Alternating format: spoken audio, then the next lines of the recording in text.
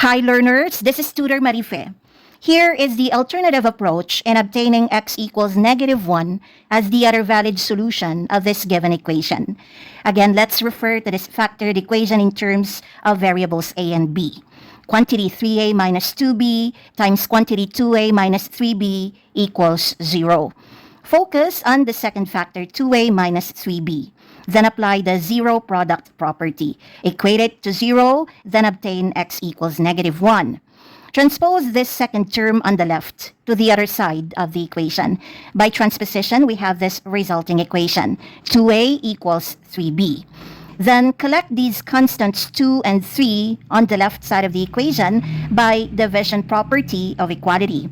Since we need to clear this constant 3 on the right side, let's divide both sides of this equation by 3. Left side divided by 3, right side divided by 3. So on the right side, let's cancel out this pair of 3's. B remains and it's equal to this new expression 2a over 3. Then collect these variables a and b on the right side by application of division property of equality. Since we need to clear this variable a on the left, let's divide both sides of this equation by a. Left side divided by a, right side divided by a. So on the left side, we can now cancel out this pair of a's. 2/3 remains, and it's equal to this new expression, b over a. Then remember that in the first video, we've done these representations. We've let a equal to 2 raised to the power of x. We've let b equal to 3 raised to the power of x. So replace b with 3 raised to the power of x and replace a with 2 raised to the power of x. This expression on the right side becomes 3 raised to the power of x over 2 raised to the power of x by substitution. Then rewrite this expression by application of the converse of a power of a quotient law of exponents.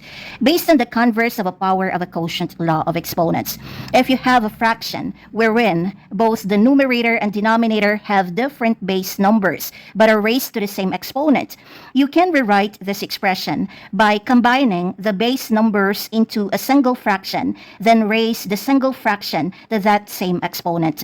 So 3 raised to the power of x over 2 raised to the power of x can be rewritten into fraction 3/2 raised to the power of x.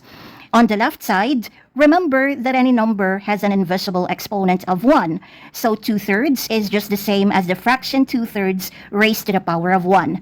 Then apply the negative law of exponents to this expression on the left.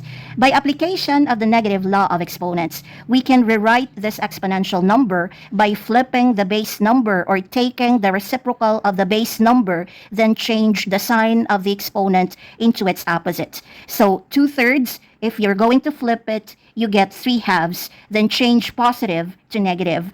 2/3 raised to the power of 1 is equivalent to 3/2 raised to the power of -1.